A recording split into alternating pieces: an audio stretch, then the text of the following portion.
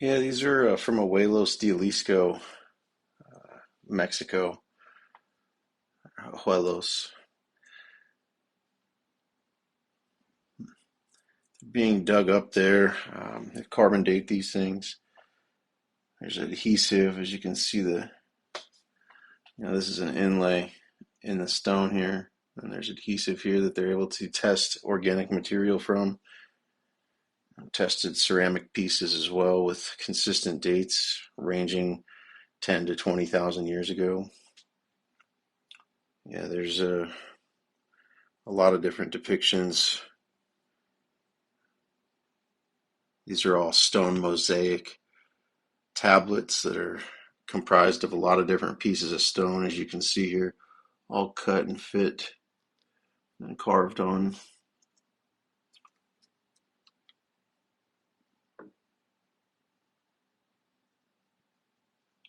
It's a good question, Newski. That's what I'm here to find out. Our website, aliencarvings.com, is just indebted to try to figure out who did make these. Are they ancient? Is the government lying? Mexico says they're all fake. That's how I'm able to own them. I'm up here in Washington State, and but we're just trying to figure it out. There's a lot of real inconsistencies versus what I've seen on the market previously, so it's important to study, especially with the intense depictions that it's making. It goes very, very deep, much deeper than I ever expected things to go in terms of you can see Egyptian-looking deities, Thoth, um, lots of DNA manipulation, pharaohs, multiple languages.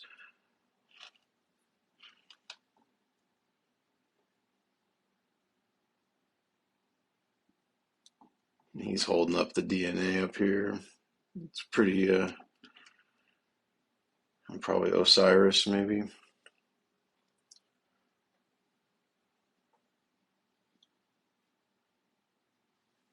Sorry, that light's kind of bleaching this guy out. There we go.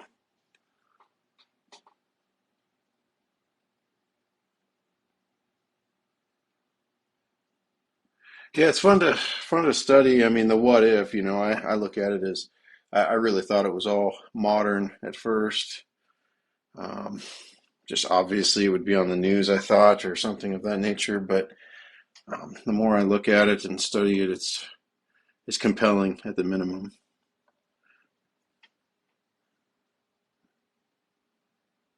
Like on something little like this guy here, he's got so much effort put into it.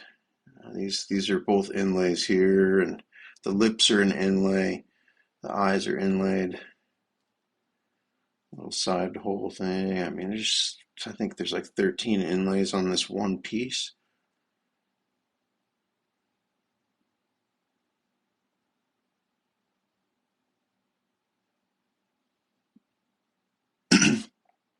Yeah, it's definitely not from China.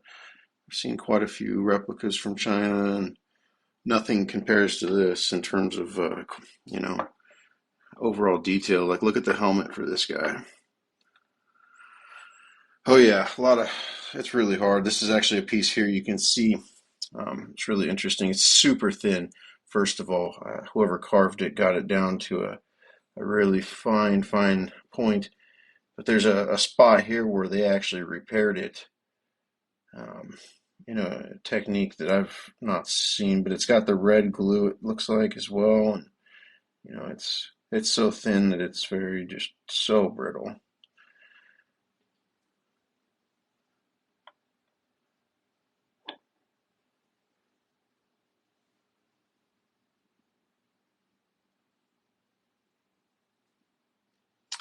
They're different types of stone. um, Everything from quartz and calcite, jasper, different types of granites, um, soapstones, sandstones, um, lots of metamorphic stuff. Like this piece here, for instance, is just a metamorphic stone that they used for the ship.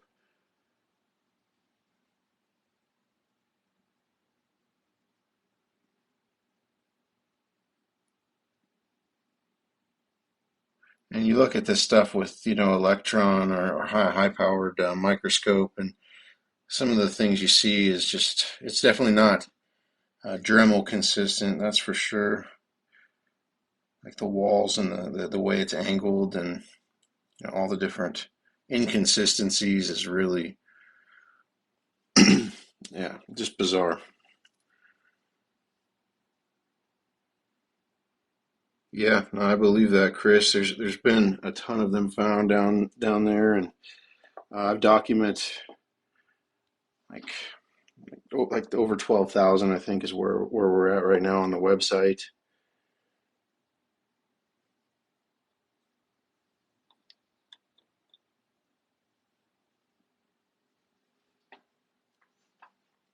Interesting. Yeah, that's what I thought too, Joshua. But I just research it. There's a lot of pretty compelling historical data. This is just a small portion. I've got quite a few pieces here that I research and see, because there's so many of them. A lot of them are so ridiculous. Some of them weigh hundreds of pounds. I have a table that weighs like 500 pounds. We've got strange Rhodope skulls coming from this area. Quite a bit of compelling excavation data and videos. There's a documentary by Gen 6 being done on it.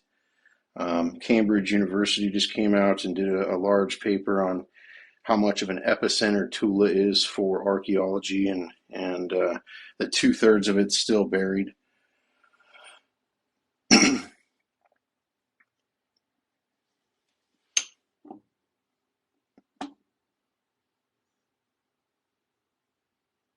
Yeah, I mean, I don't know 100%. That's the whole reason I'm here, and I'm just sharing these pieces. I'm researching them. I found it to be pretty odd on some of them. I mean, this bowl, for instance, or this pitcher out of stone. The stone composition here is calcite and quartz. It's porous on the surface. It's not on the inside. You can see a piece here drilled by customs. So there's really inconsistent things with the type of stone, whether it was fired in a kiln, and that's what caused the surface to be like that, or whatnot, because obviously they're all cut to shape, and then it's porous only on the surface. So it's very possible that these boxes may be thermoluminescent dated in the future, which is really exciting. It's just a matter of getting a scientist to take it seriously. Took 2 years of my time, and we finally are here and have a bunch of stuff going done. And yeah, the line work is just insane on some of this stuff. Like, someone would have had to have taken so much effort to make it look fake. Like this section right here. I mean, it just seems really obscene to me. None of it's perfect. Now it's not being stolen. It's legal to purchase. Mexico says it's all modern. They say that the locals are burying it and digging it up down there, and it very well could be true. I don't know. I'm researching it. I have compelling evidence, a landfill of it that says that it's likely probably real, but I can't say for sure at this point. And we're just researching it and trying to figure it out. Because either way, we need to know the answer.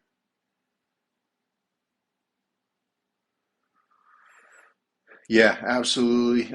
There's multiple pieces that have been CT scanned. There's a lot of interesting pieces like this, large pieces. Some of them have looked almost like mummies and things of that nature, and have shown odd things on the inside. I don't have any of those pieces here. Most of those are still in Mexico, but it is something that they've done.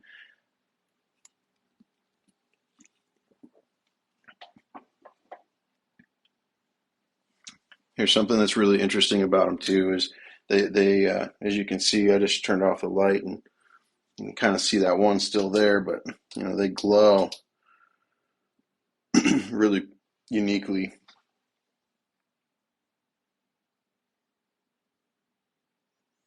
I mean, some of it's just the rock type, some of it's inlaid with things. This is a large piece of calcite.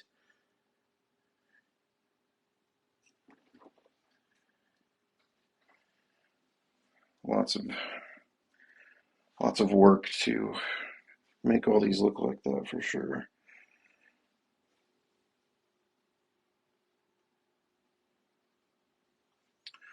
Some of the pieces are really inexpensive, hundreds of dollars. Some of them are thousands of dollars. Shipping on some of them is thousands of dollars. Like that table I mentioned earlier, it was like $1,800 just to ship it. It's a lot of anything that's heavy is not cheap right now. I'm sure because of gas prices and inflation and stuff.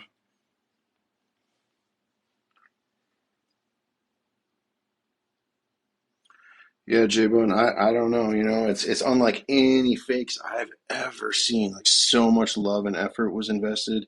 And the Bible it talks about how, before the flood, the inhabitants of the earth worshipped their gods with a lowercase g with stone idols. And it's definitely a plausibility of what we're seeing here, considering it's so angelic and so towards the Egyptian and Sumerian Greek gods. We've seen everything from Poseidon to Enki to Horus, Set, Thoth, Anubis, pharaohs possibly like Osiris. So it's who knows. Skull on the far left. Let's see, maybe this one way over here.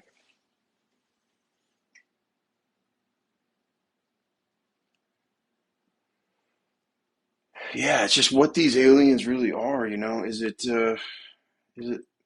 beings from another planet or beings from another dimension? And that's really, I think, what we have to try to figure out. The blue eye. That's not sure.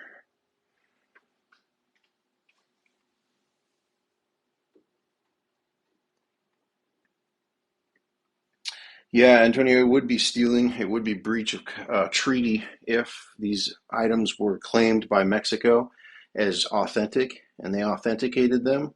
However, I have customs look at almost every box that goes through there, and they have to drill into them and do all kinds of stuff. Or they break them because they don't repackage them properly, just to make sure it's not bombs and drugs. I get they're doing their job, but needless to say, I've worked with them a ton, and everything here is legal. They claim it to be false. I'm only researching it because it didn't seem like it was really fake in a lot of the different aspects of how much effort, how much they cost, how many of them have come out, the way they're coming out. I've tried to corner these guys so many different ways down there to prove them in a lie or to see, oh, you're getting your pieces from this guy, or can I get custom pieces? I mean, I've really tried to prove this to be false, to be honest. And so I can test people now. I just try to share it and hope that people will prove it false if it is, and people will prove it true if it is. One way or the other. I just want to really understand it because history's always been kind of there's been a big vacancy in the Stone Age of what really went on and how those items all got all scattered across the earth, pyramids and stuff. And so it's oh, yeah, okay, turd. Yeah, it's junk. I mean, I used to collect stone carvings, stuff from Vietnam and Thailand. I love rocks and minerals, and so for me, this is absolutely gold. I mean, the amount of love that's put into these carvings versus the stuff that they make there is a joke. I mean, it's truly a blessing. Like the line work on this stuff and the overall effort to maintain a story. That's the other thing, there's 12, 15,000 pieces I've documented. They all catalog the same story. And that's just not one or a few people's. I mean, that's multiple people's life work to create that many pieces. It's stone, you know. It very well could be turd. That's why I'm here to ask questions and try to prove it one way or the other. I encourage you to do the same.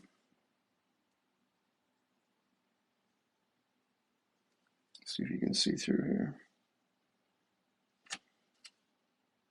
No. If you put a light behind like when there's a bowl in there or when you put a light in there, the face mask glows orange. Oh yeah, yeah, it smokes for sure. I've never smoked out of it, but um, it's obvious. There's all the holes and everything.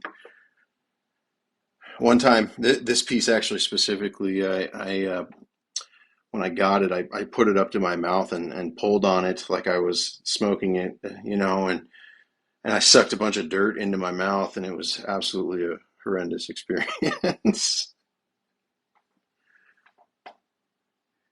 I don't dig them out. I'm up in Washington State. I'm just researching them. Like I said a minute ago, I collect carvings and rocks and minerals. It's been a hobby and a passion. So these things, a lot of really interesting specimens, large pieces of calcite and different things out of stone that are pretty marvelous to create. And the effort, I respect it very, very much. I'll show you a good example. But they're coming out of like these pieces here from Ojuelos, Jalisco, and the pieces in the back are from Tula, Hidalgo. This type of stuff. I'll show you here a whistle from Tula. This is a large piece of stone. Weighs about, I'd say, 40 pounds or 30 pounds. Oh man. I'll bring it over here in the light so you can see.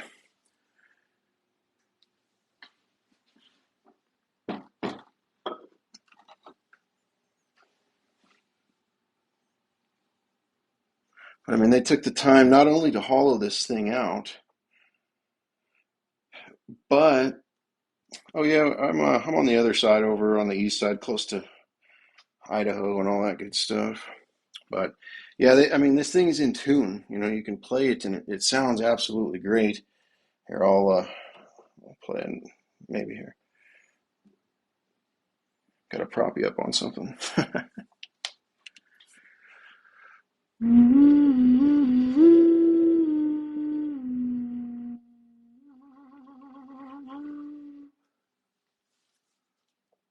Yeah, they have a really good sound.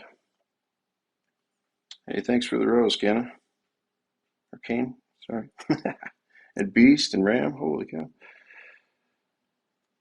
Let's see, someone asked something. Oh, as far as are we allowed to take it from Mexico, love? Yes. I've got a thing posted on our website. It's a 5-page letter from it's the Anthropology and Archaeology Department of Mexico on official letterhead, stamped and sealed by their director. And it states that anything with an alien or a spaceship on it has to be modern because, in their knowledge, no Mayan, Aztec, or pre Columbian culture in that area worshipped aliens. And they said it has to be modern. That's their stance on it. So, yeah, Gingy, there are definitely. I mean, I've documented, I would say, over 100 that I believe are modern for sure, from Tula and Abuelos. Abuelos stuff. It depends. Like, there's little pieces like this that are easier to fake, and I've seen fake pieces. Stuff like that. That's definitely, it's really hard to say. It's not logical. But when you get down to something like this spaceship guy here, with the amount of effort that's involved with all the inlay work, or you take one of these pieces like a mosaic here, um, I don't think I've seen any fake ones, honestly. Like the expert craftsmanship and artisanship of these pieces. I mean, it's definitely not an easy task to do this type of work. Ojuelos is a city down in Mexico.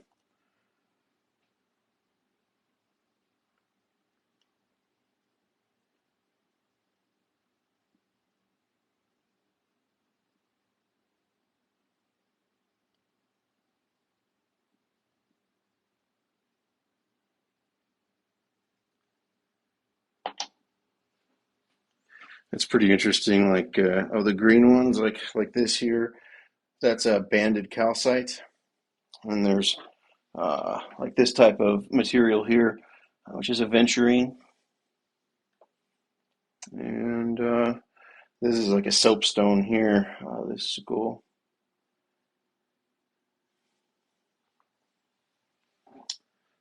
This I'll show you something here. Let me put this whistle back real quick.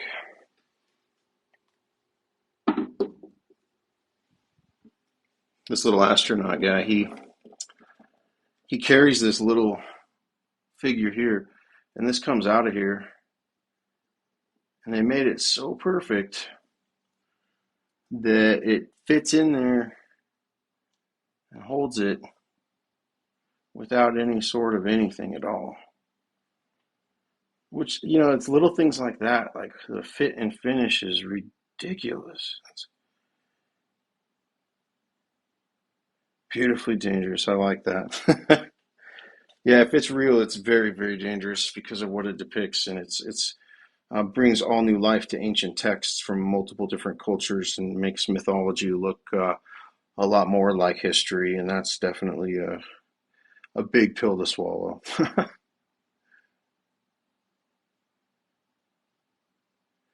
Ojuelos is a place in Mexico. It's a city down there, not too far from Aguilientes. Or I'm sure I butchered the pronunciation of all of these, but I'm from Washington State. I just researched the stones coming from there, as well as from Tula, Hidalgo. You'll see me do live streams with Tula stuff predominantly. I've got a lot of Ojuelos stuff here, so I title it that and just try to kind of focus on a few pieces and really show them because I know people are coming in and out, and I go over a lot. I actually posted all my live streams on YouTube under Alien Carvings, so you can go see like the full hour of my live streams there. You don't get to see the chat, however, which is really the bummer for me, but it's just me talking to nothing. And it's not for sale. I do sell a couple pieces here and there. Like I'll have to buy like 5 or 10 pieces that they find in one dig, or they'll go out for a week and come back, and they'll make you buy all of it, and at least to get the deal, and so sometimes I'll sell some pieces, but all these here and that I'm showing are stuff in my collection, and I'm not really trying to sell it until I'm done researching it. Once I understand if it's real or not, then I'll go from there. But it might need to be in a museum, and it might be just art. So it's hard to say. Hard to put a price on something like that too. So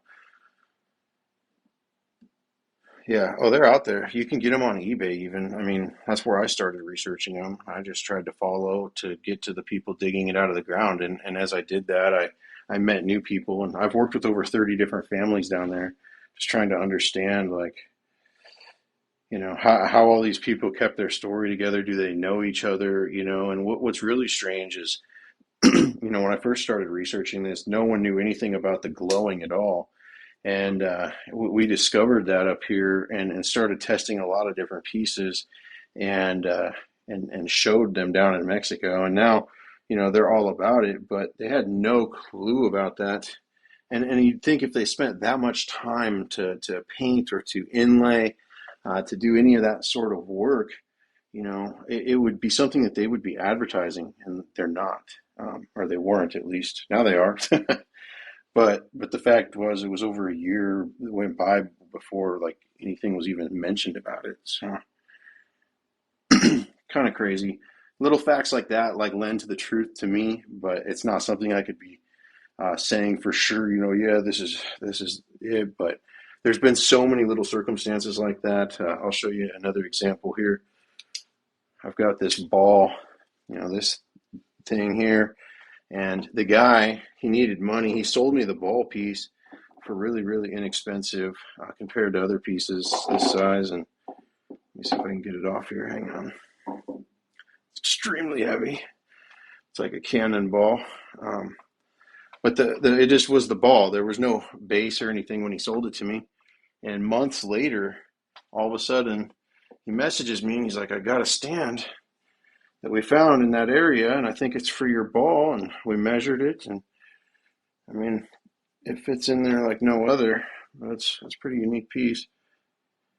Didn't charge me a lot or anything for it. Just was really happy to get it to me, and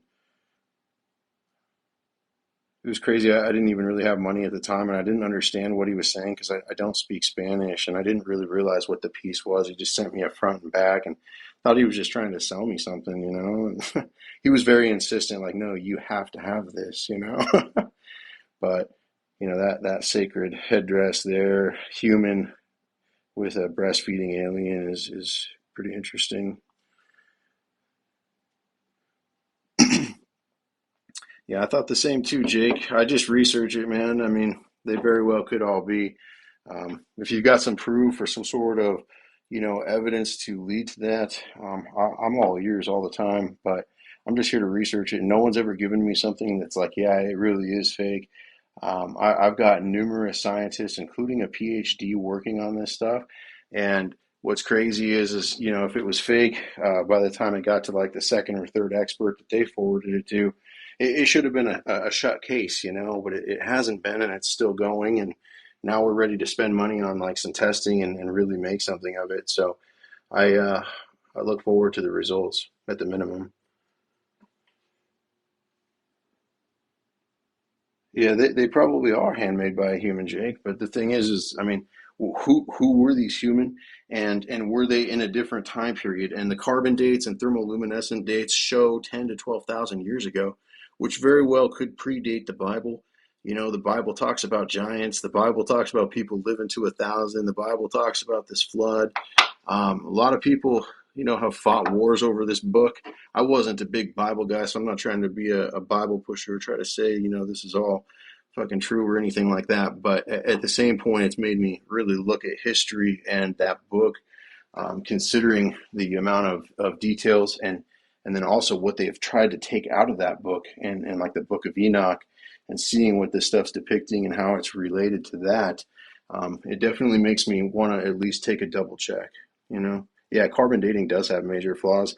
That's why we can't say it's real, even though we've got over 50 carbon dates stating that this stuff's old. But it could be the glue or whatever. The thermoluminescent though is also consistent with the carbon dating, which gives it merit.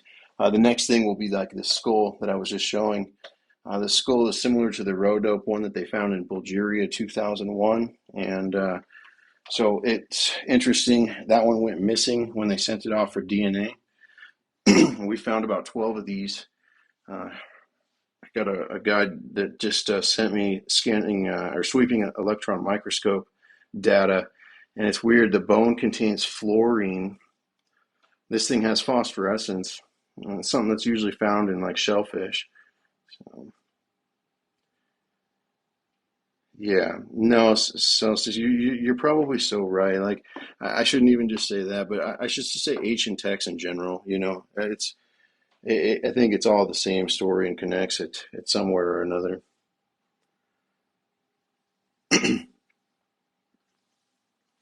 I've been researching these about 2 years. I've been collecting rocks and minerals my whole life. Yeah, I did do the AI sketch for the school. Yeah, I deleted a lot of that stuff. When we started to do the testing, I tried to not like post too much of the skulls because um, well, I just don't want this one to go missing. I really want to find out, and luckily we have a bunch of them and they're scattered around, so I feel pretty good about it. But still, I took a bunch of that stuff down. Yeah, Alien, I will. I followed you. You can message me and stuff. I didn't hear what you said, but yeah, anytime you need a DM or talk, I'm always here.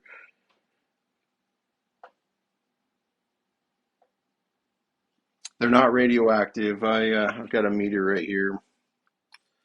I keep it here because I'm always asked that, like, oh geez, those things are probably dangerous.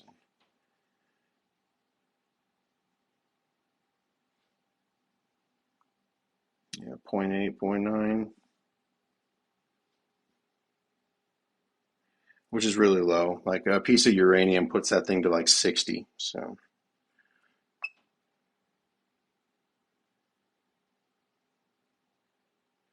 well, extraterrestrial. I mean, in Genesis in the Bible, it says that the angels came down and slept with our women. So, the story of Adam and Eve in the garden. I mean, the garden sounds like a place to do like genetic experiments in a sense.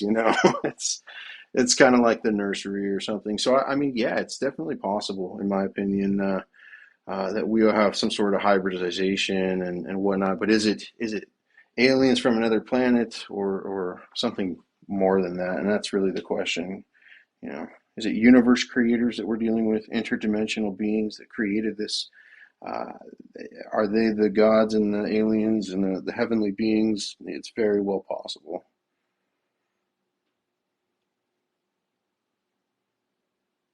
Yeah, yeah. The story of Akhenaten and Nefertiti and Tut, and how that whole thing went down, and how it's really consistent with the timing that Moses left, and it goes pretty deep in terms of conspiracies on Akhenaten and whatnot. But what he tried to do in terms of changing the religion, and there's definitely that's where the war over religion kind of not necessarily started, but it became a focal point for getting rid of anything pagan or non-monotheistic. Yeah, Eric von Doniken, Klaus Dona, Nassim Harriman, Greg Braden, they all researched this stuff and have done a fair amount. Scott Woltard did a show, America Unearthed, on the History Channel.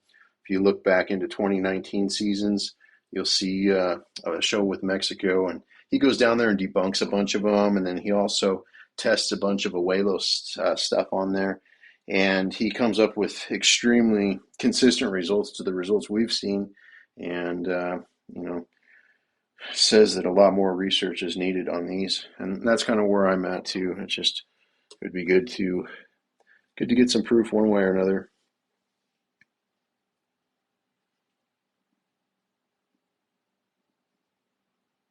I've just never seen so much detail and inlays of stone, and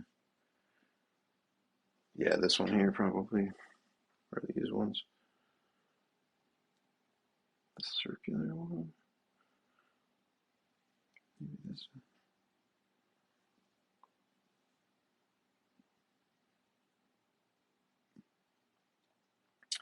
Yep, I've gotten to talk to Scott before, and it's just still at a point of research. Like the truth here is so big and so impactful that it has to be perfect and it has to be for sure. And so we're just researching it. Every piece holds a story. Like this astronaut here has some really important things. The helmet is full of repair work. It's been split and broken. It looks like more than once or something, but it wasn't repaired with typical glue. It's the red glue that you see on all these inlays, and this red glue hardens like stone. You can see here example, and so it's a very primitive glue. It contains organic material. That's what they're carbon dating these off of. Could it be, ancient copal trees that they use to make the glue, and that's what's throwing the carbon dating off? Absolutely. That's why it's not like a for sure thing. That's why we test the ceramics with the thermal luminescence. Those dates are consistent. If the bone dates are also consistent, then I think we're entering a place where it's like, that's when the real research needs to happen. Mexico needs to step it up and at least allow some answers to be, or some questions to be answered, rather. Yeah. Oh, yeah. No, they're sold on eBay. They're sold at markets. I mean, the people down there are allowed to sell them in any way they please. It's fully legal if it has an alien or a UFO or anything of that sort on it. So they have free reign over this stuff. It's not legal to dig down there, but it's not super hard to figure out how to, get stuff out of the ground either. Especially now with the geo radar and the ground penetrating radar that they're using, they're able to go out there and sweep with that stuff. And if they have the geo radar on and they're walking around, they could just say they're looking for gold and jewelry, and it's not like they get in trouble. And then they mark the areas with GPS, and they come back and dig it up at nighttime or later or on the weekend, or you know, quietly with garden tools. That's why a lot of the dig videos you see are with tools that are horrible and shouldn't be used like that. But it's really sad. I mean, I really, if it is real, it's grave robbing and it needs to stop. And that's part of the reason I'm pushing this and putting this out here on TikTok and trying to get the questions asked that need to be asked, because right now it's just being swept under a rug if it's true, and it's really horrible.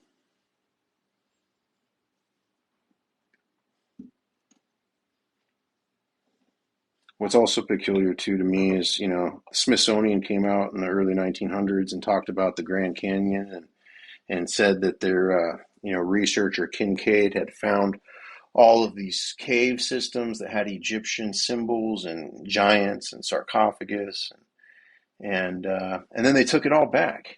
But no, no, don't apologize, Jay Bun. Like I was complete. I bet my buddy $5,000. Like I totally told him that he was borderline insane for even thinking that this stuff's real. So I totally respect it. That's why I try to just, you know, keep it chill and ask questions and look for proof because it's really hard to believe.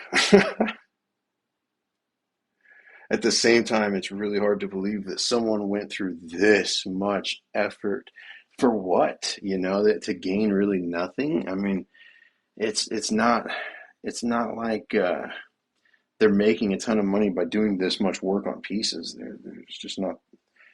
I mean, lapidary stuff's not cheap. It's just under alien carvings on eBay. That's what I searched for. I think it's under like antiques and or rocks and minerals or something like that as far as the category goes. But when you click on that, it's not like there's a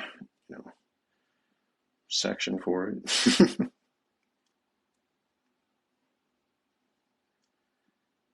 Yeah, actually, Mewpew, the one that they found back in Bulgaria in 2001. I'll post this. I'll make a new post with the skulls and post this whole thing in it. But they did a full rendering, and it looked almost like a Cthulhu. It had like squid type tentacles coming out, and this was back in 2001.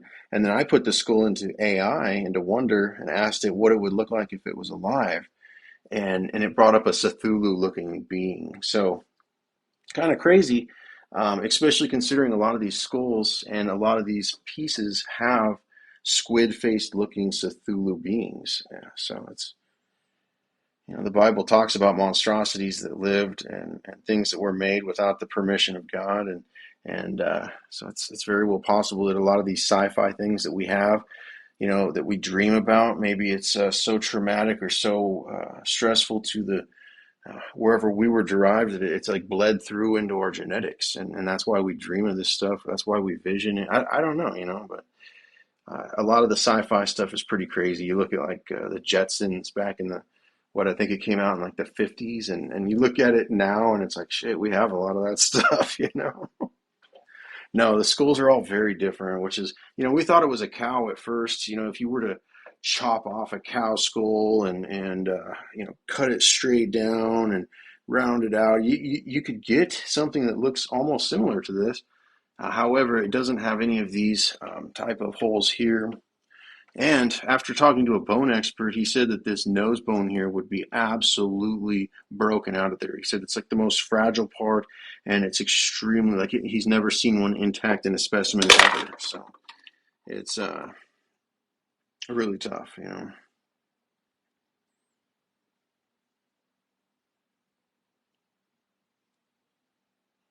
Yeah, the reason is definitely peculiar because it's not all the same. For instance, I'll turn this off for 1 second. So like this stuff here that's on this pyramid, it goes really deep into the stone, and something like on this staff here, this stuff is like a mortar. It glows like, or excuse me, it dries like stone. It's really really hard. And then there's also like a powder type stuff that is like caked on some of these. Um, Wayne, I've sold some before. I definitely have some on eBay. A lot of the little stuff that I'll get that'll be found with the bigger pieces. But as far as like anything on the table right now, I'm showing it's not for sale.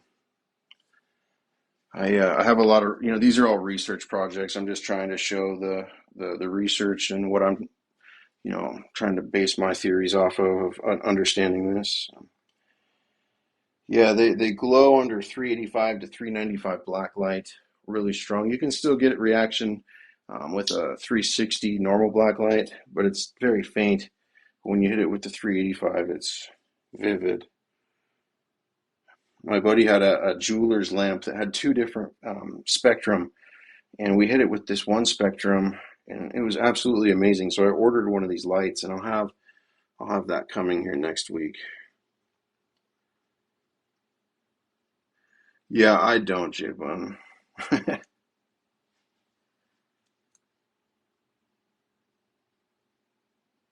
I'm not claiming it's authentic in terms of. I mean, it's absolutely authentic from Ojuelos or Tula, Hidalgo. I've got the customs paperwork to show that. It's absolutely a stone carving.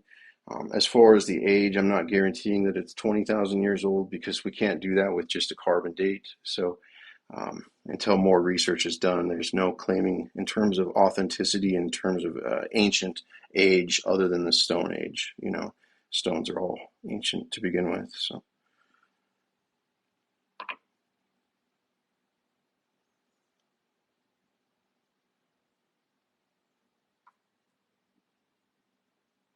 it just feels wrong. Yeah, yeah, it's definitely kind of crazy. But with same with the Egyptian, when I was a little kid, my third grade teacher asked, what religion I was, and I said I didn't really have one. Our family wasn't religious, but if I had to choose one, it would be the Egyptian one. That's what I told her in third grade. And it's funny, I look back at that now, and it's just like I definitely had a fascination with the pictures that were on their walls and the amount of effort that they had put into their writing and stuff like that. I've been collecting for a couple years. Yeah, not super long. These pieces have been being documented since 1991 that I have found as far back as. But the people down there said that there's pieces, and this is actually coming from the anthropology and archaeology, that people have been turning in pieces like this all the way back into the 1800s, and that they have some of these pieces. However, they claim them to be fake. But the anthropology and archaeology department down there has these pieces in their archives, and they will admit to that, and they have admit to that. But they don't claim them to be authentic. I found them because my buddy went down to the Tucson Gem Show, and he came back with a couple pieces. He came back with a ring, kind of like this, and a couple of these little carvings like this. And I seen it, and I'm like, oh, that's pretty good work. I've collected different carvings and stuff from Asia, and just sapphires and tourmalines and you name it, anything that they carve into dragons and stuff like that. And well, I was pretty shocked that they were in such detail, and the price that he told me he paid seemed really undervalued for even what I paid off, for stuff from there. It was just very inexpensive for the amount of effort and how big they were.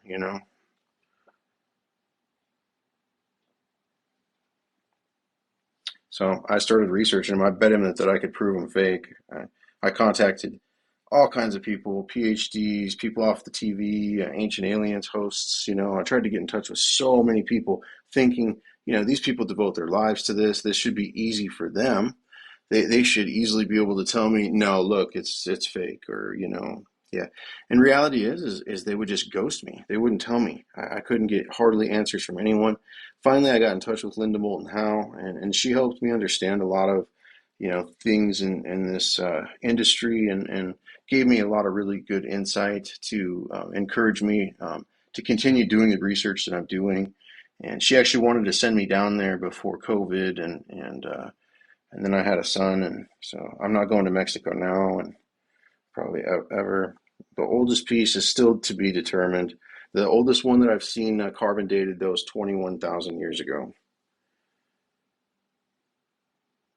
Do I have copper wire? I mean, in my walls. Do I believe it? Well, I didn't really believe in too much of anything other than it felt like there had to have been something bigger or greater than me that created this place. Um, this has really definitely made me look deeper, because the further I research this, the more conspiracies, the more things that I see that stand out to me, and the dots really, um, they very well could connect. There's a chance, I guess. and so I leave that. I do know Josh Sisler, yeah, yeah. In fact, Josh Sisler was the guy that sold down there at Tucson Gem, my buddy, the piece that got me interested. And Josh actually sold me my first pieces um, back some time ago. I got overpriced and paid way too much for them at that time, but it opened a can of worms and really gave me the passion to try to figure it out, you know?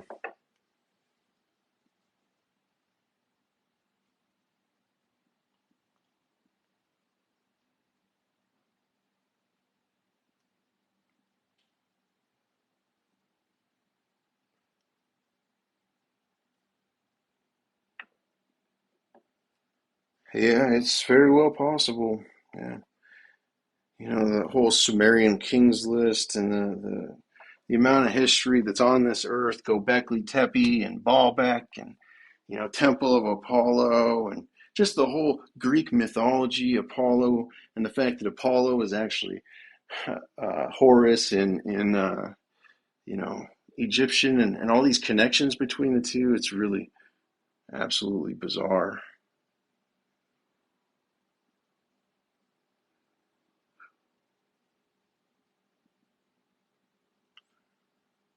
Yeah, Celsius, it's definitely pretty probable at this point. This is a gold leaf or a gold paint that's on this. It's it varies in consistency of carat. The alloy is different. Some of it is like 14 karat. Some of it has silver. Some of it has zinc. You know, some of it's 13 karat. None of it's 24. Nothing's pure. But I thought that to be interesting. The fact that it was all completely different alloys, and that's the same with like these leafings too on these statues. Everywhere you hit the XRF gun, it's a different alloy. Yeah, of course. Yeah, there's actually, if you look on our feed, there's really way better shots on there. But if you can get a good one, go for it.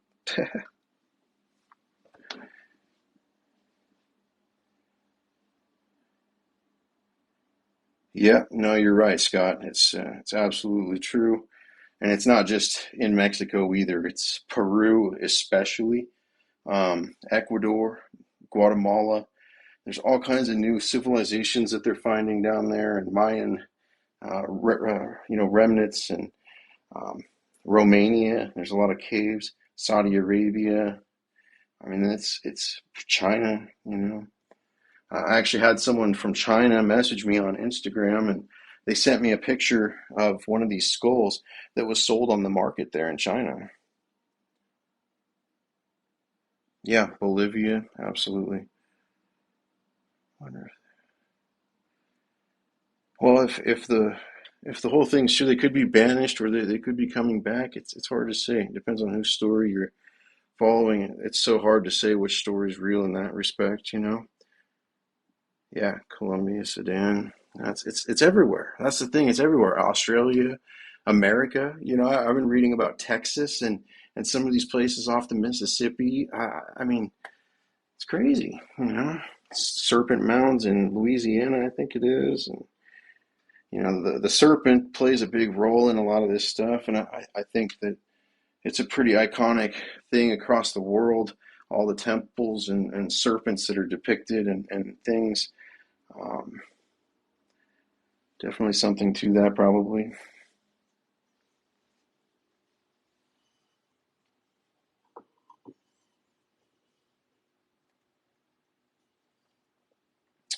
The piece on the table,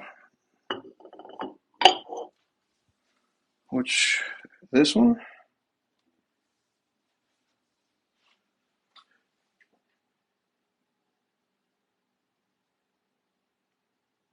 Yeah, I think she does. As far as is she going to tell you everything she knows? No, she's an investigator and she's out to learn. And so it was really tough to get the full truth. You know, obviously she had to watch what she said. And it's funny, some of the things that we talked about was kind of dismissed by her. And then, you know, I heard her at Contact in the Desert making this speech and she's sitting there talking about things that were kind of dismissed to me, and I'm like, what the heck, like she knew the whole time.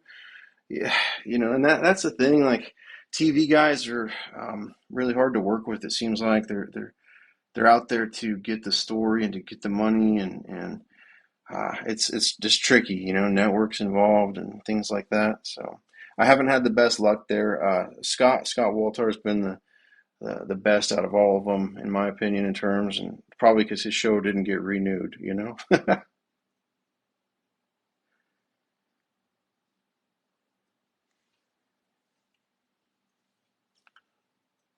That's wonderful, Dirt. Where are you from?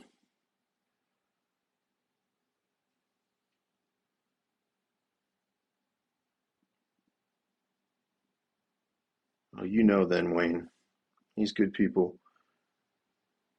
I was kind of nervous when I first heard that he was a Mason, and I didn't know what to think of the Masons. Their symbology and things, they worship a lot of the stuff that's shown on these pieces, especially things like this, and so it was concerning, like, is that going to open up a can that I don't want to open, but it seems like he's got a really great handle. So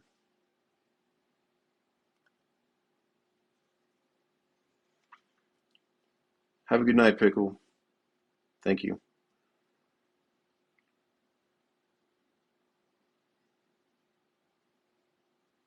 This language was probably the thing that intrigued me the most. Like you can see up here, it's got some real character. It's got like a spaceship in motion and different forms of physics, maybe. I don't know. I've sit here and looked at this for so long trying to figure it out. And there's so much to it. The language, there's over 10,000 different symbols that people have documented now. And people are trying to write it all out in a book. And it's an absolute challenge because, oh, is this one used before? You like to find out if it's been used or not. And it's definitely not cuneiform. This here is more like cuneiform here. Um, this type of language it's definitely interesting. It doesn't repeat, which is the strange part. There's no like vowels or syllables or anything like that. I mean, it's very, with any language, you got to be skilled on how to write it. And the fact that there's so many symbols here and the person that was writing it was so skilled, one screw up on this piece, putting any of this stuff on there, and it's stone, it's ruined. You're not going to just erase it with a pencil. So to put all that language on there like that is ridiculous to me. I mean, they were perfect at it, dang near. And I mean, it's not perfect. That's what, you would think it was done with like a 3D print or some sort of, printing device or laser. But it's absolutely not. You can see the inconsistencies, the straightness is off. Like, yeah, Masonic symbolism and overall, like what their rituals are. They have these initiations and rituals and all kinds of crazy stuff that, well, I guess it's not crazy if there's something to it, and there probably is. Aleister Crowley's a good person to look at here. He researched a lot of occult stuff, and King Solomon as well. And one thing is consistent with these characters, and it's that they have symbolism worship. They have rituals that they perform or believe in, and um, some of these pieces are just bizarre. Like if you were making fakes, you're gonna make the, the claw and then use a really nice piece of turquoise here. Show this in the light. Hang on here.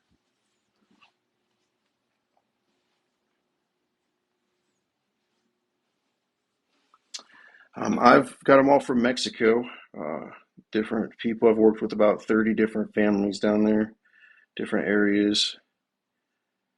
Just trying to get some clarity and consistency. Put all the stories together to create, a final consensus. What's crazy is they all got the same story. Like they're all locked lipped.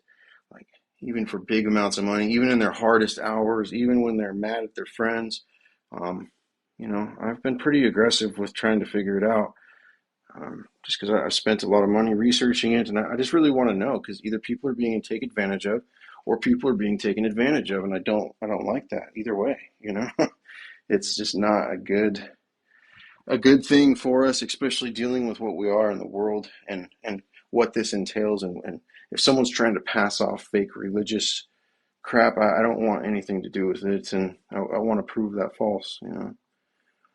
The Egyptian eye is very well the symbol of the pineal gland in the brain, which I think is likely a portal. You know, it's what synthesizes dreams, and what synthesizes psychedelic things. There's microscopic calcite crystals inside your pineal gland that harmonically vibrate during certain times. What's also bizarre is a lot of these pieces, the reason why they have phosphorescence is because they're calcite. And like all these boxes are made and they're calcite quartz dominant. You can see like the chips here on the corner, how it's white underneath. And underneath that, it's quartz and calcite. So somehow they baked them, I believe. That's what all these like little holes and pores on the surface are from. It's very interesting type of stonework for sure. I mean, just to get boxes and bowls and pitchers and stuff like that made out of stone. Rock stone is really tough. Obviously, out of ceramic, it's super easy, you know. So this is kind of like in between, which is weird. And most ceramics and cements and things, they don't use calcite and quartz as the dominant things together. So that's pretty peculiar. I do have a YouTube channel. In fact, I post all these TikTok lives on there. It's the same name at Alien Carvings. And I just started posting to it here like a week ago. And I'm going to start to do a podcast with geo aliens on there. We're going to have guests and bring on people from Mexico that do the diggings to tell their stories, people that take care of the archaeology down there and the sacred sites. And we're going to have different collectors come on and share their experiences. And we're going to have people that do channeling on these pieces. We want to see a bunch of different people try to take readings and get information off of them. And we're going to do it all ahead of time and try to compose a consensus of what it means. Um, you know, I've got a buddy that's working on it, and just kind of see if all these people come up with the same thing or not, you know.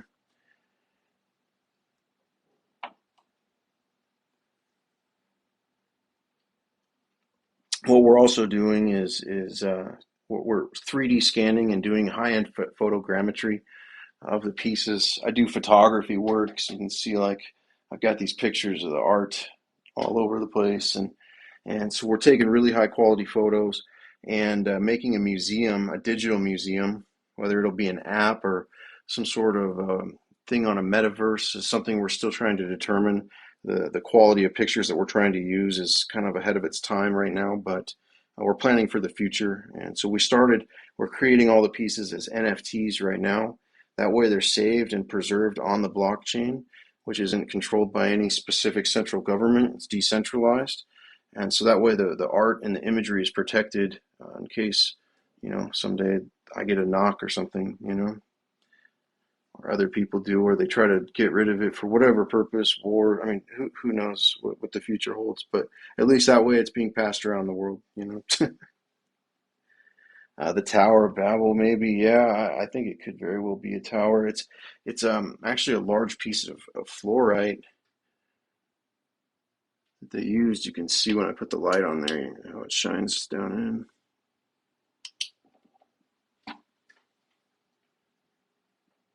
You're gonna have to fill me in on the Wabos, unless you're talking about Cabo.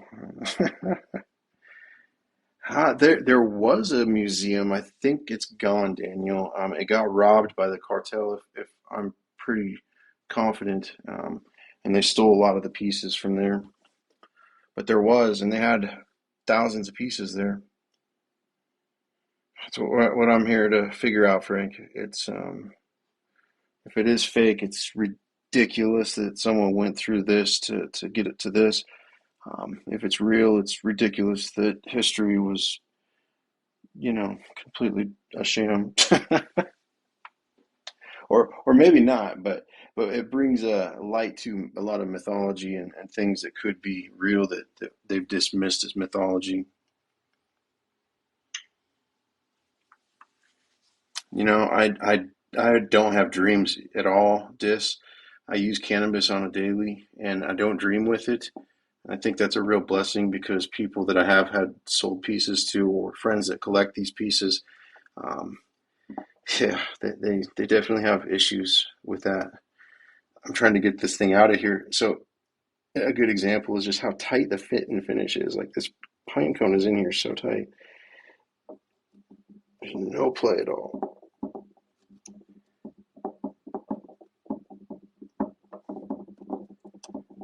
I might not even be able to get it out. Yeah.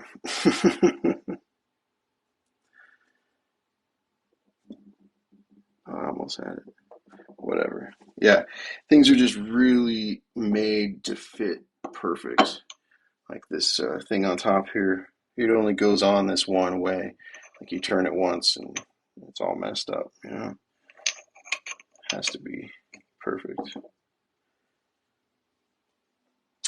Yeah, exactly. It's stone and it's real art regardless.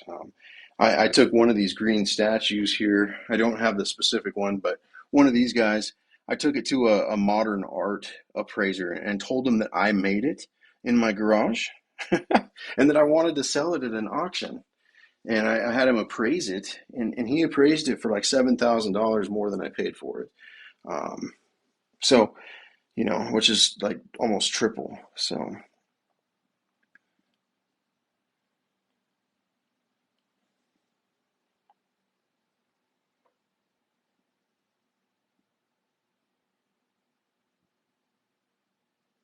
that's the thing, like why wouldn't someone want to take credit for something with so much love put into it? Like it's definitely and how they stick to the same story um, through so many pieces and not just pieces, but through different areas of Mexico and types of art. I mean, as you can see, this type of art here is way different than the images on this. This is a relief like, you know, thing. These are all reliefed in there, whereas this is all like surface carved and mosaicked and glued together. And so it's really bizarre that they would have such different depictions, yet the same figures and deities would be displayed.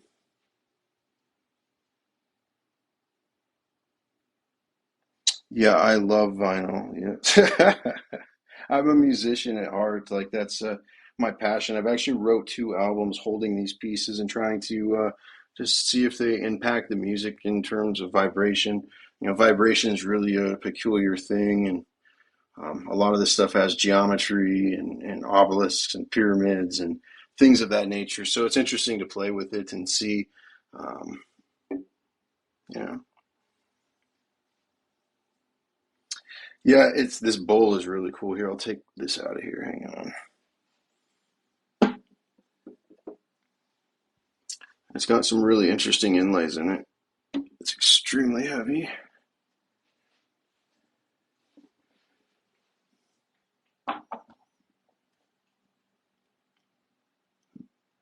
And this metal is zinc, copper, and um, silver on that one. And there's also another little point of it here. Yeah, absolutely. Here, let me turn the lights off. But strange to put metal on there like that. Like for what purpose? Like it's a lot of effort. Everything on the inside's always carved and usually on the bottoms. Not every piece, like that pyramid there doesn't have anything on the bottom, but most of them do.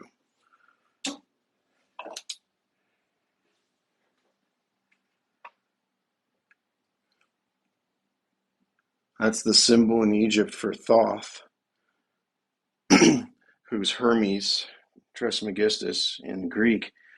And, Thoth also goes into Sumerian. And Isis and Thoth have actually been dated further back from Sumeria than they have from Egypt. But it's interesting to me that the Egyptian and Sumerian pantheon has that crossover with Isis and Thoth. I think there's definitely something to that in this case, probably.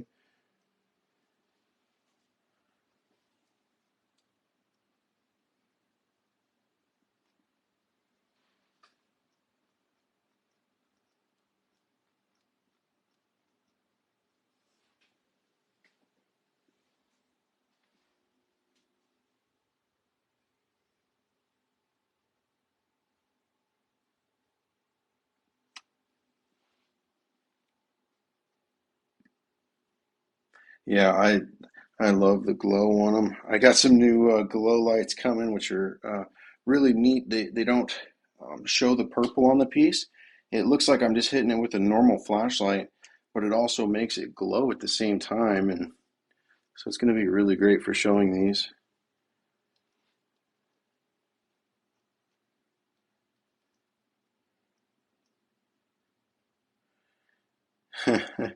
Yeah, I immediately contacted the customs and said, "Hey, I've got these stone pieces. They look too good to be true, but I want to know, make sure before I commit some sort of, you know, serious crime." And then they sent me this letter that they produced back in 2017 that stated anything with an alien or a UFO that didn't fit in with the culture down there had to be modern, and that it was okay to sell them. So it's fully a-okay to buy and sell this stuff. It's on eBay. It's you know, an example, my buddy, he sent, hundreds of thousands of dollars down to Mexico, and the FBI and uh, what was it, the Homeland Security both showed up at his house, and they came in and held him at gunpoint and sweeped his house and took his cell phone. And eventually, they just explained that they thought that there was, weapons or drugs in there, and that was all there was to it. And but they saw over 900 pieces in there, and they didn't touch a single one of them. So kind of reassuring in that respect. They want people to think these are fake, is the understanding. Because I interviewed a chemist that was sent from, um, where was he sent from? Spain, all the way to Tula. He was contracted there, and his company, they were paid to build an aqueduct in Tula, and they started construction of the aqueduct. And as they were digging from this river, they found all these pieces, and they turned them into the archaeology anthropology people. And a few weeks later, the job sent him home, and he didn't really think anything of it. They send him home all the time. It wasn't like he got told that the project was being canceled or anything like that. Well, he came down there, and about two, what was it, four? So yeah, four years later, and it was a not a paved road, but it's a grassy, flat, fenced area now. The aqueduct doesn't exist, and they never heard anything on the pieces, anything of that sort.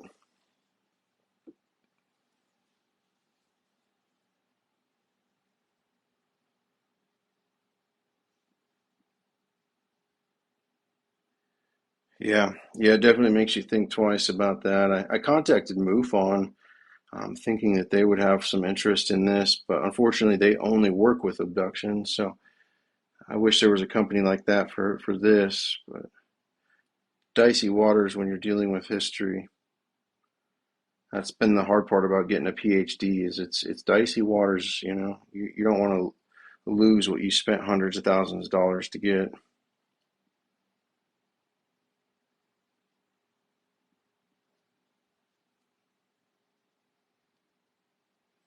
This piece of jade, like you can see like the patina and stuff that forms on these really really well. I don't ATX. I don't. And I've contacted them. As I said earlier, I worked with Linda Moulton Howe for about 7 months. She wanted to send me down to Mexico to help document these. Um, However, the pandemic hit and Mexico got really dangerous too. Going down to these parts of Mexico right now, as you've seen on the news, with these people getting kidnapped and stuff, but the riskiest places are where this stuff is being found. The cartels are very, very thick, and so it's really not ideal for someone that doesn't fit in to go there. Yeah, no, and Ancient Aliens, I've heard multiple different things on why they don't do broadcasts on this. Scott Woltar back in 2019 did do broadcast on history. His show, America Unearthed, was actually getting better ratings at the time than Ancient Aliens, and he didn't get his show renewed because of the show, and that's what he said on an interview here. You can see it on YouTube. Just look up Scott Woltar, Ojuelos, and or Aliens, and it'll pop up.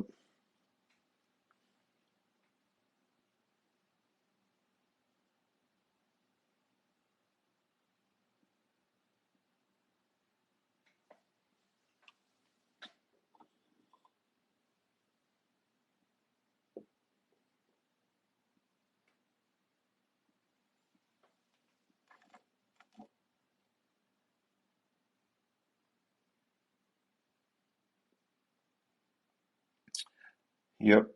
No, I mean, I've asked so many people in Mexico, and it's like common knowledge to them in most places, and some of them will say it's just tourist stuff, like they were told this was a cat skull. Like when I showed them this and asked them if they'd found any, because I went around, this one specifically was found about a year and a half ago, and so I started asking around to the other families if they'd ever seen this type of skull before, and they're like, "Oh, that's a cat skull," and I'm like, no, no, it's definitely not. So it's interesting, but since then they've brought like 10 of these skulls, and they're all very unique.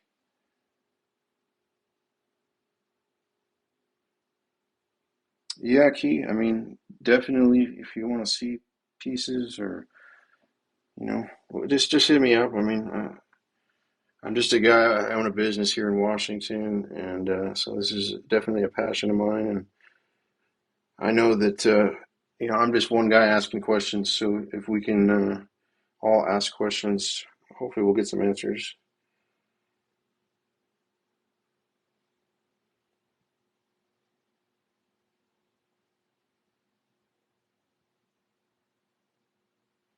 Yeah, DNA test is definitely one of the next steps. Actually, carbon dating is going to be the next step. We have multiple skulls. Some of them have carvings on them, some of them don't. And so we're going to test one with carving, this one specifically, and then we're going to test one that still had fresh roots growing through the skull. We're testing the roots, we're testing the skulls.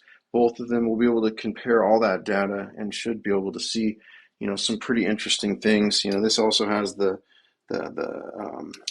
luminescence on the top, and so it'll be interesting to see. The other one that he has right now, he tested, and it came back with fluorine in it, which is really a interesting thing to find. He's like, a cow skull is not going to have fluorine in it, so that was kind of a proof and point that it wasn't a cow, but we're not saying that yet. I guess I don't know, but one test at a time.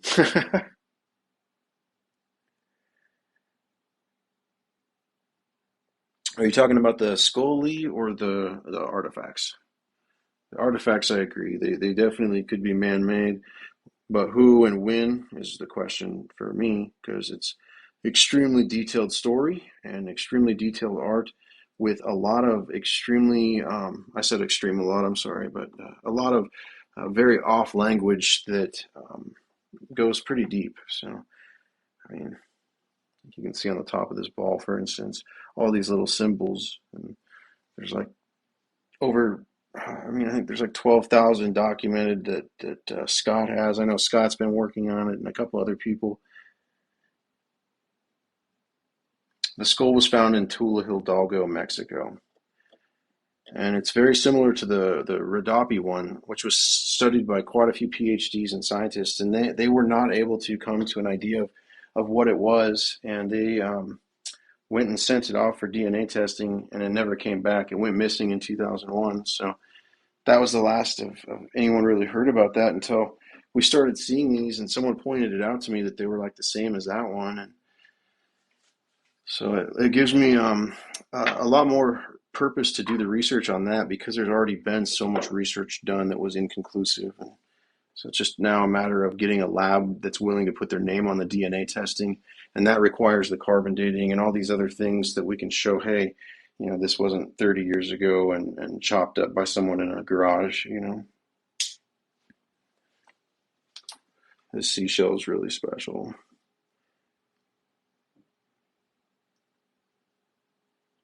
I think it looks better when it's glowing than. Yeah, I'll pull the sphere back up. Hang on. I wanted to see this thing. It was hiding back there.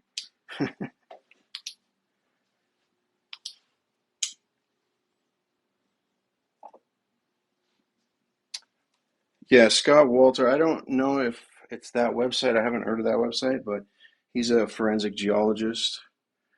There's many interviews as well as his show there, America Unearthed, that go into quite a bit of detail about the stones from Ojuelos. Yeah, they carbon date um, the adhesives, thermoluminescent ceramics, and then we're doing the bone on the carbon dating. And yeah, there should be no problem, like you say. So three consistent date ranges there. I'll definitely be more aimed for doing the DNA testing. The DNA testing is going to be pretty expensive, like tens of thousands of dollars to do it properly. So,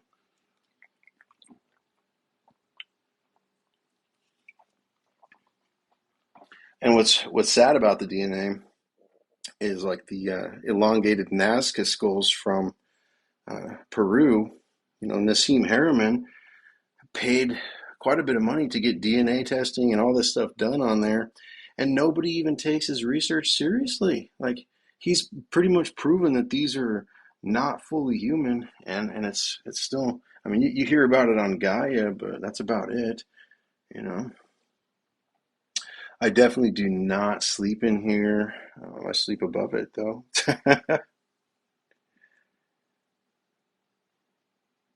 Yeah, there's a lot of things in the fertile aspects as well as sexual depictions. I saw one the other day with Anubis, and he had a pretty monstrous dog where his genitals normally would be, and yeah, it was definitely the most graphic one of these I've seen. Seen a lot of things like on the bottom of the sphere where it's a female breastfeeding an alien, many pregnant pictured birthing scenes. In fact, do I have that in here somewhere? Oh yeah, I do. Here, I'll show you a birthing scene.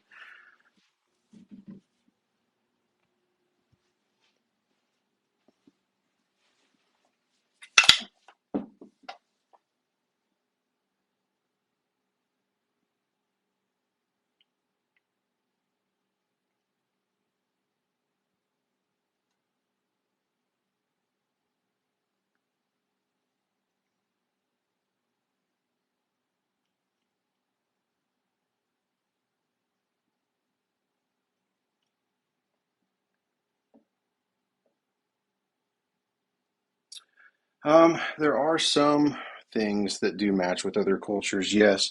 In fact, I've got like this guy here. You can see these symbols here often refer as water. Little things like that. The half circles and the things. But as far as the Egyptian hieroglyphs, they don't really match up. None of these type of symbols match up with anything that I've ever seen before. And there's so many of them. It's crazy. Like every border and edge is usually completely fully detailed. Um, Trying to think.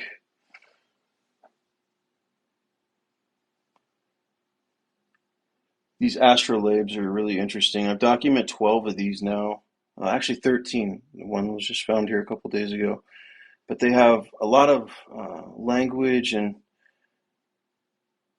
obviously the constellations depicted on there. The ones from Sumeria were able to be decoded the center point is the North Star, and they're able to decode the night sky based off the constellation locations.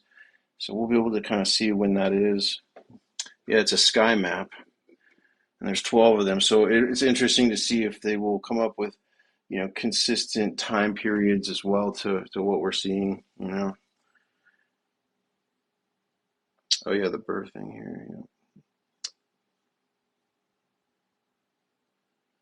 Let me put this back over here.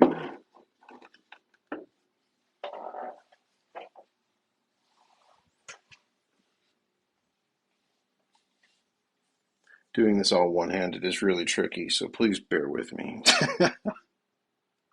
Don't want to break this stuff.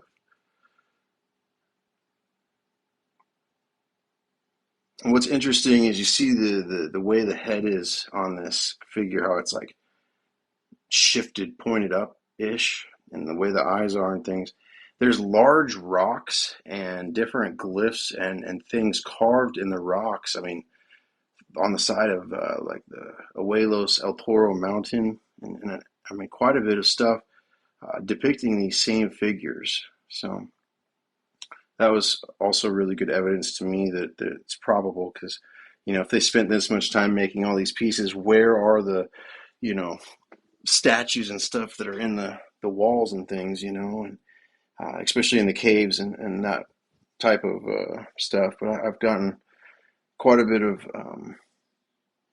you know, information that shows that it is there. So there's even a huge alien head, probably weighs 20 or 30 tons, as well as one that looks like an Easter Island head. This is all from Jalisco, from Ojuelos.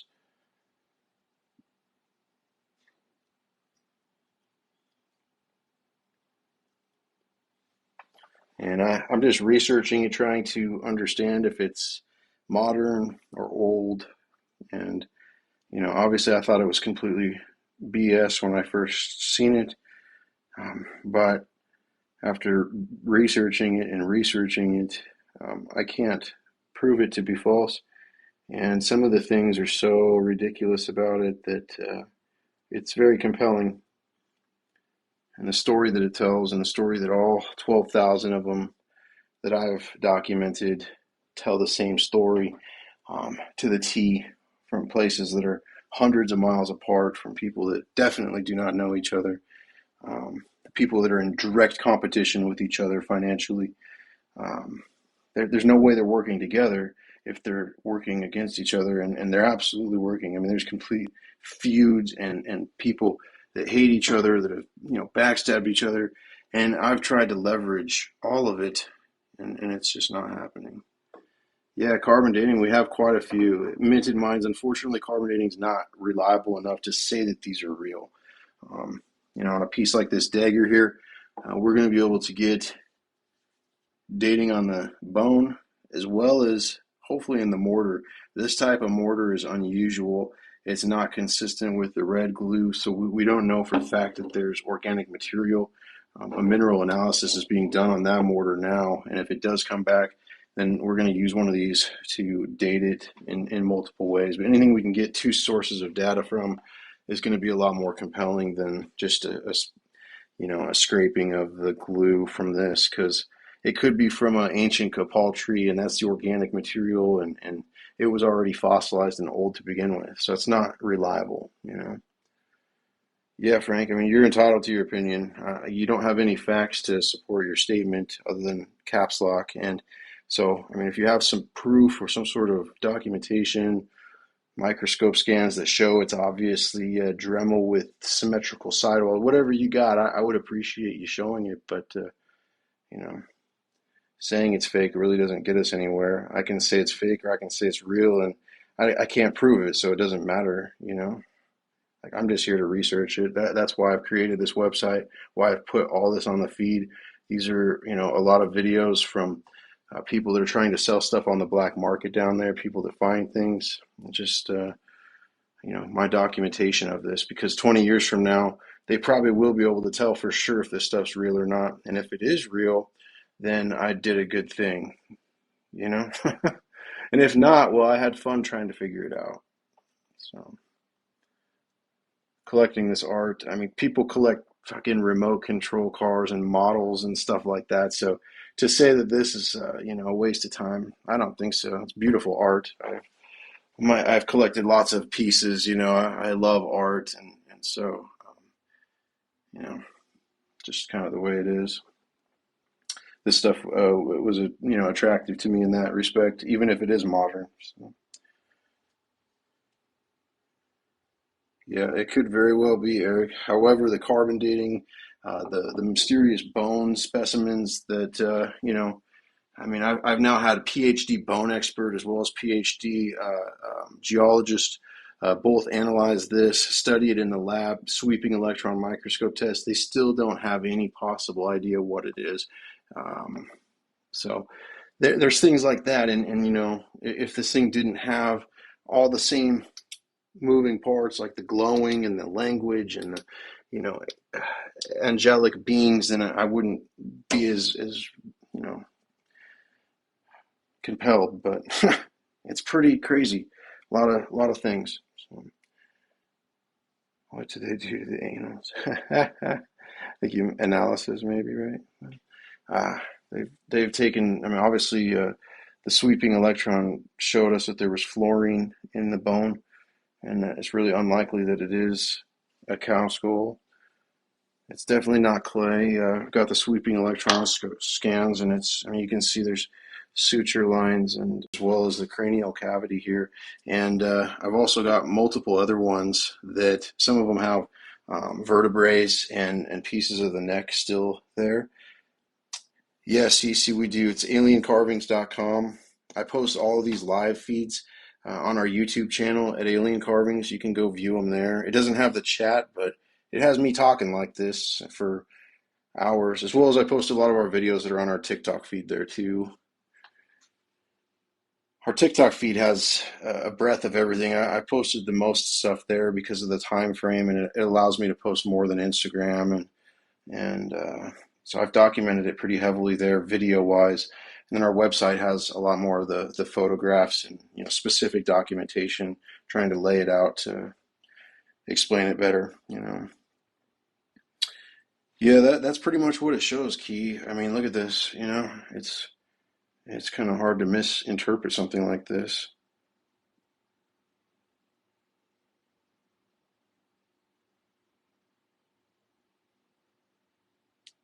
You look at the line work on this thing. Definitely not a Dremel. Look how fine that is and how like shallow, inconsistent. Like if it was a Dremel, like the sidewalls would be grooved because it's a bit. They don't emit any radiation. They do have a weird electromagnetic frequency though. I got a tri-field meter here, I'll show you. Tri-field electromagnetic, and you like get close to the pieces. And what's strange about this is they don't do this as strong during the day as the nighttime, which is bizarre to me. Some pieces have a lot more. And I tested like crystals and stuff from my rock collection on these. I mean, even the shell, which is bizarre, you know.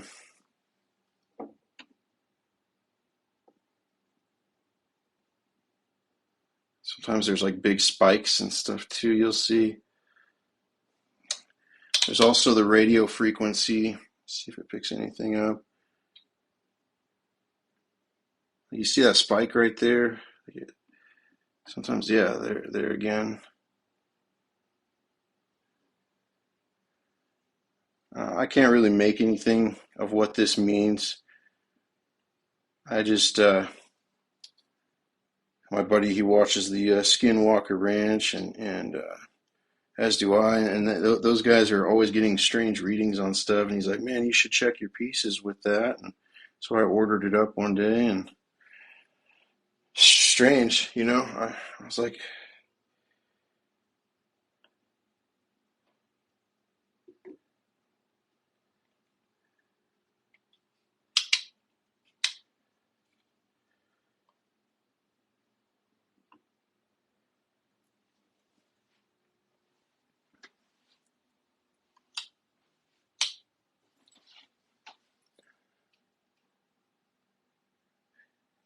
Yeah, tarot is really a fascinating thing. Um, Aleister Crowley, the guy that kind of coined that deal, its origins come from the Book of the Dead and some of the documents that France had, that they had stolen in war crimes. And yeah, what ring? Yeah. I was curious too. I was trying to think which ring I showed. There's a couple over here. Some of these are ridiculous. They're just huge.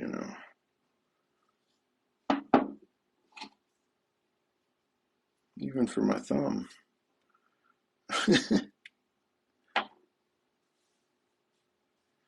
Yeah, yeah, yeah. Here, I'll put my shoe up there. Here, something random. Let's see. Oh, here, I gotta grab the thing.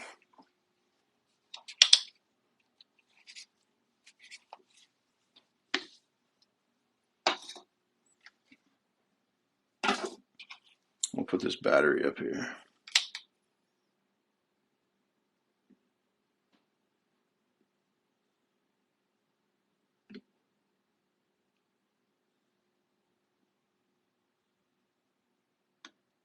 And these are, a few feet away.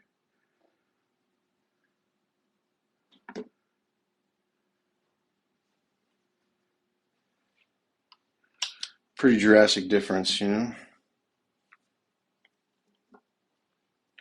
Like I thought it was, because it was something in my walls, electricity interference, etc.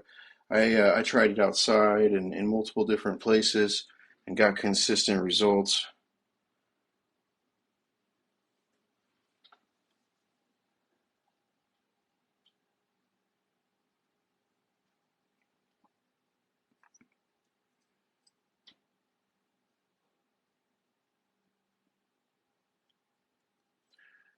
Um, Test the rings. Oh, the EMF on there. Yeah, hang on, let me grab them.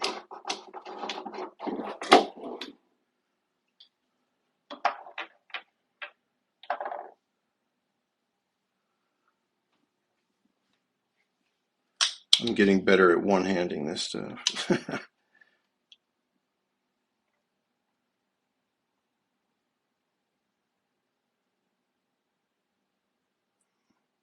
It's crazy. That one's really high. This one's not so high.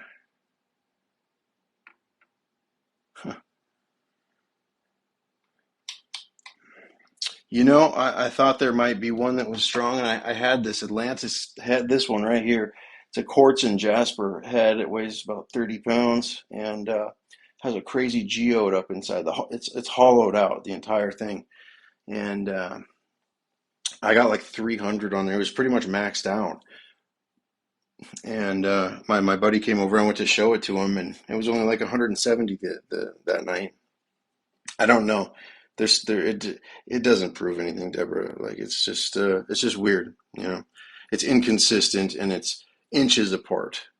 That's the thing when you're getting 100 point different, an inch away on a different piece. There's something to that. As far as what that means, though, like you said, it doesn't mean anything because I can't scientifically have any explanation for that or what it would be.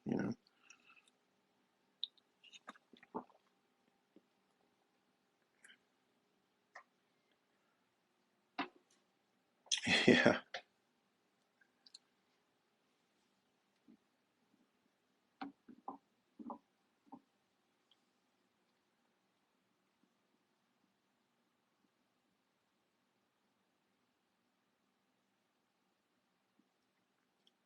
Thank you, sis.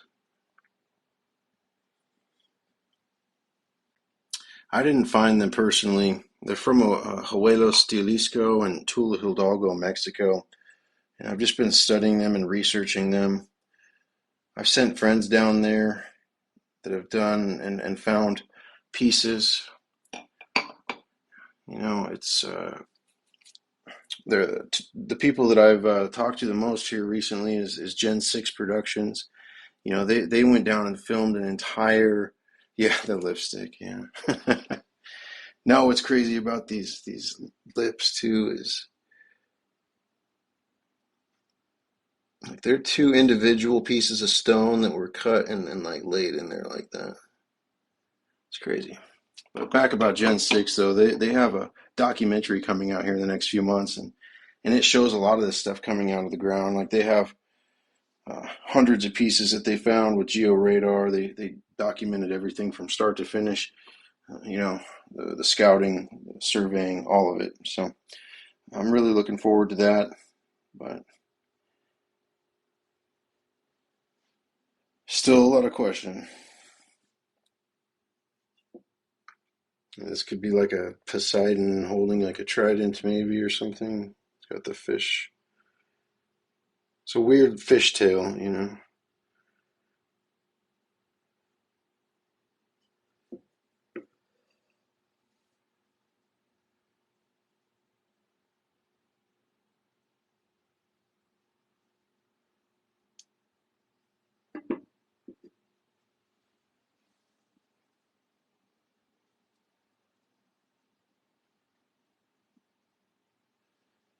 Yeah, the dates show like 5,000 years before the Mayan. So this could be where the Mayan got some of their astrology and their knowledge and crafting abilities and weapon skills and stuff like that. I mean, they don't claim that they created those pyramids. So, I think that it's very possible, considering their stepped pyramids and the age of the stepped pyramid in Egypt, um, that's probably not a coincidence that there's stepped pyramids on opposite sides of the earth, as well as elongated head pharaohs and things like that definitely raise suspicion or questions, I guess. Very few of them. Basic stuff like water. There are some numbers and also depictions of planets, certain symbols that correlate with planets that we found. Not these specifically, but as you can see, there's Saturn and stuff depicted. So on some of the pieces, there are symbols in which we are pretty confident we know what they are, but they don't really repeat hardly ever. So it's so, you know, it almost seems hopeless because there's so many symbols. I'll show you an example here.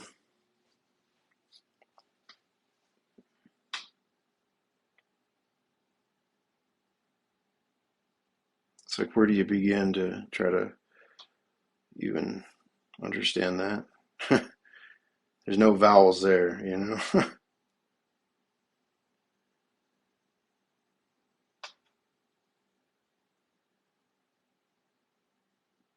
This piece here, like how the mouth is carved all the way through, it's not sod. Like it's fully sealed there. So someone like I'm not quite sure like how you would go about that, but it seems like it would be really time consuming and very clean too to get that in there. Sure, probably. I don't even know.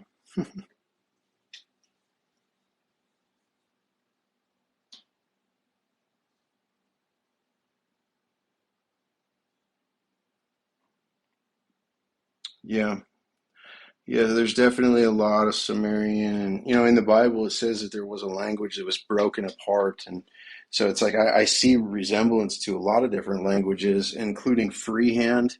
This here kind of has a Greek or Atlantean look, like if you've ever seen the Emerald Tablets of Thoughts depictions of what they might have looked like. The language is strikingly similar. Some of the characters are even similar, like the eight, and there's a four. Pretty interesting.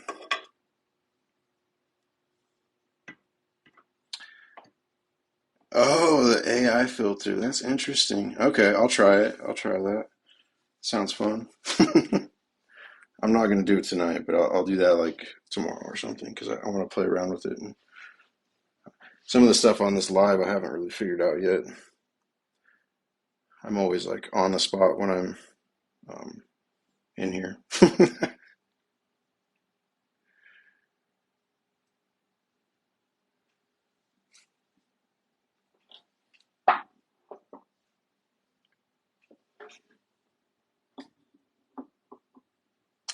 Which, oh, the eagle, yeah. And it's a really interesting material too. I thought for sure this eagle piece was had to be modern, and then I got it, and man, it's very thin. And what was striking to me about it here, let me pull it off the wall here. The way this language is put on here, it very much seems like it was burnt.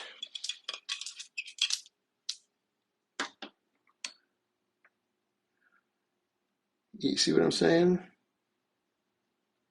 Like that doesn't look like a normal carving at all that I've ever seen. And I've worked with lasers and plasma cutters and flame torches and all kinds of CNC steel cutting equipment. My dad owned a steel company, and this ain't nothing like that, you know.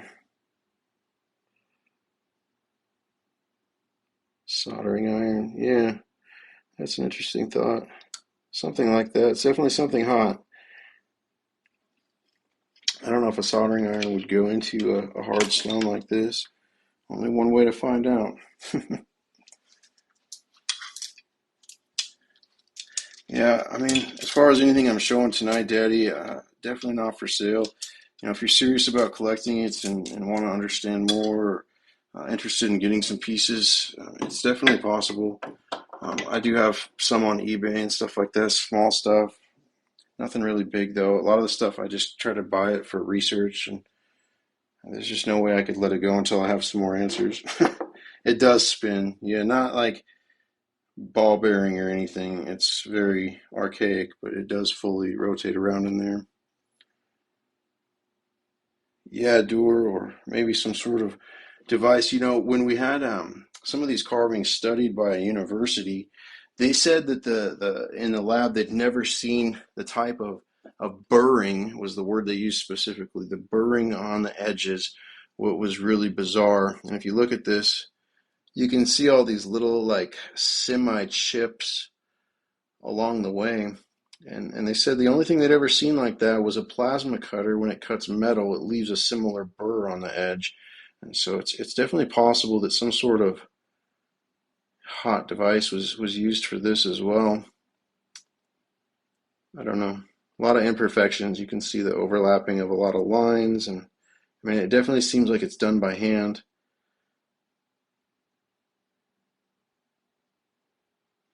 Yeah, it would be ridiculous if they trolled this. I mean, I wouldn't put it past this world. I mean, we're in a world of deception and corruption, so it never put it fully past. But at this point, it seems ridiculous with how deep and vast it is. There's so much to it. It's taken me 2 years, and I'm still feel like I'm just now starting to maybe grasp the concept of what's going on here. I mean, you can imagine before I had this collection where it was like, oh, I've got this piece and this piece, you know, it's really hard to put it together. And there's no place on the internet that has this. So it's like, I was pretty addicted to um, continuing the story and understanding, you know, if there was any mess ups in terms of our history and what's depicted out there in ancient, you know, Stone Age stuff. And it's very consistent, which is the crazy part.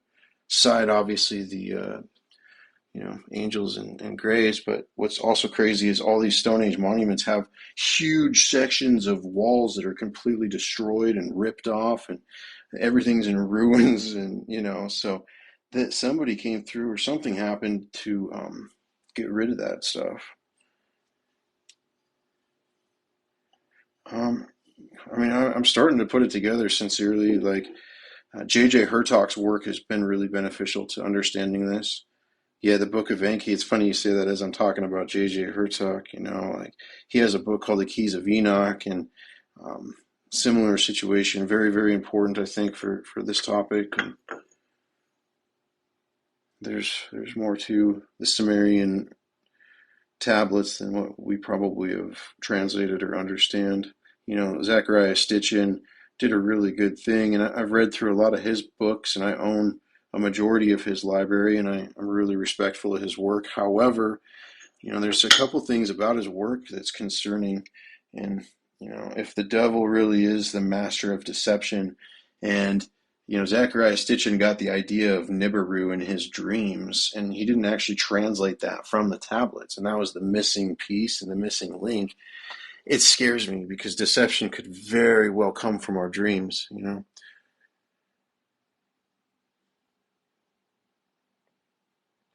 Yeah, yeah, they do, Nate. And the Sphinx has so many mysteries about it in terms the age of it and underneath of it.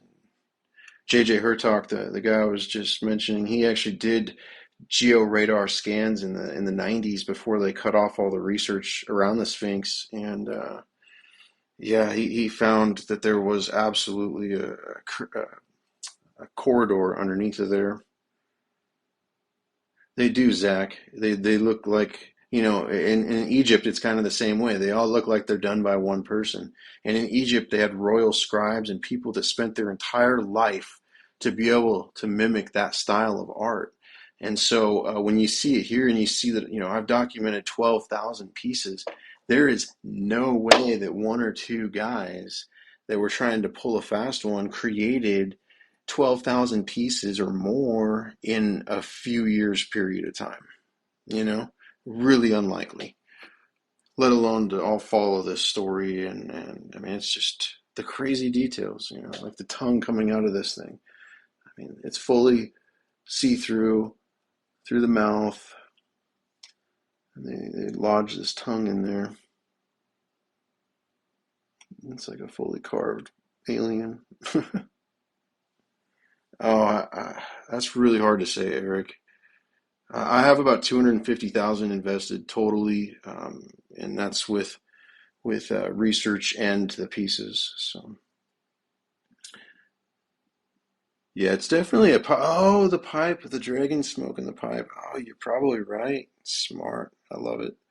See, I'm showing this for a reason.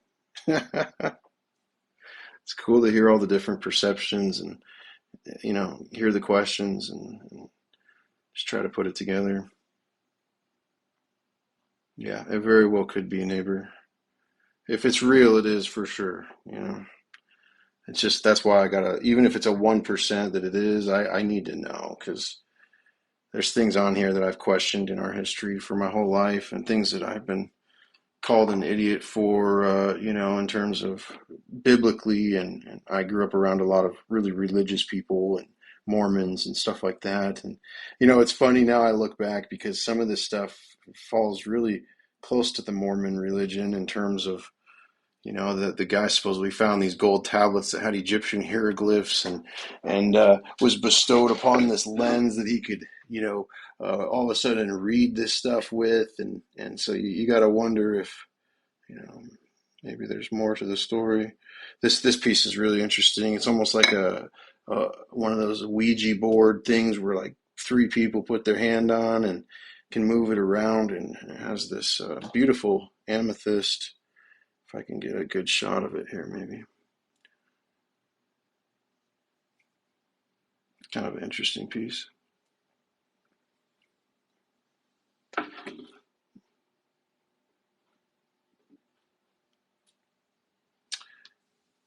If it's fake, I would pay for it. Yeah, I mean, even if it is fake, I agree. The artwork is simply just ridiculous. I mean, I always asked, like, why don't people make Egyptian type artifacts and stuff? Like, you never see the pine cones or the handbags or the staffs and stuff that's depicted on the walls of Egypt. They have all these tombs and things, but there wasn't any of these pieces found that I'd ever seen. I'd never seen the bent neck staff ever found in Egypt, which was weird to me. So, maybe because these pieces are being depicted from historical standpoints in Egypt, and it all happened before Egypt was even conceived.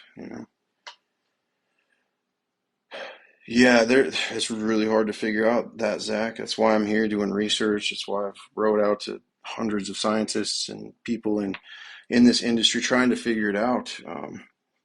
Substantial proof. And we've got bone, we've got ceramic, we've got adhesive, all with carbon datability. So we have a three-way carbon datability, as well as sweeping electron scans and many different tests and things that would show if it's a Dremel or a modern lapidary tool, and nothing's shown anything like that. So if it is a hoax and it is modern, they're using tools and stuff that's so primitive that we're not even aware of its existence, and that's pretty much the truth of what I've understood. So that's why the research is compelling to me because um, how do you do all this work by hand? Because it's not perfect at all. And then keep it so consistent throughout multiple different areas and types of art. Like the Tula stuff looks way different than the Abuelos. It's like the originality. Nothing duplicates itself. Everything is extremely original, which is unique to me too. Like because you think if they were onto something that they would probably replicate it, 5 times and sell it to 5 different people in 5 different countries, whatever, right? But it's just not the case. I know people in Italy and Germany with large collections of this stuff. There's people all over the world. I just sent a piece to Chad, Africa.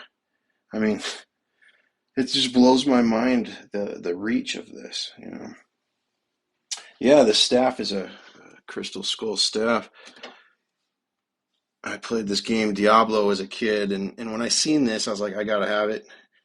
You gotta have it. It looks just like something from that game or something. And yeah, this was actually like the fourth or fifth piece I bought. I wanted a big piece to study, and yeah, it's pretty special. Some of these staffs are really unique.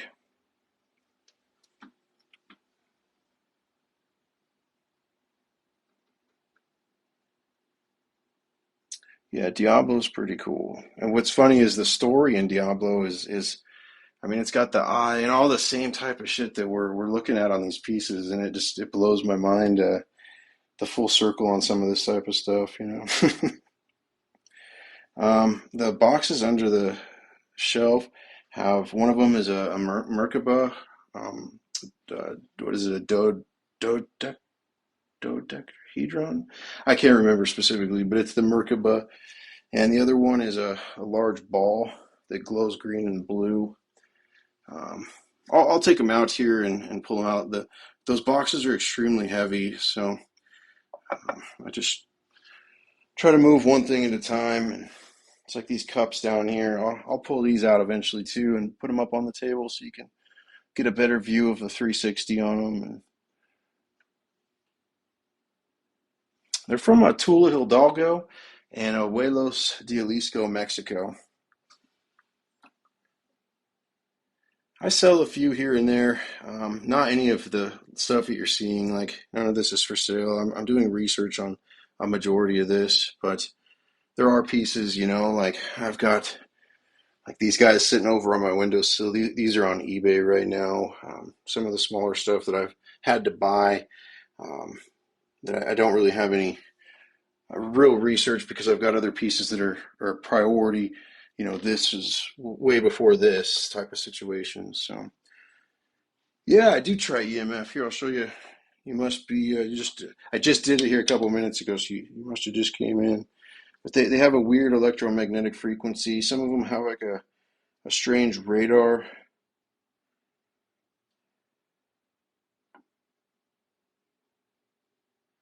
No, I haven't talked to Trey. I'm not sure who that is.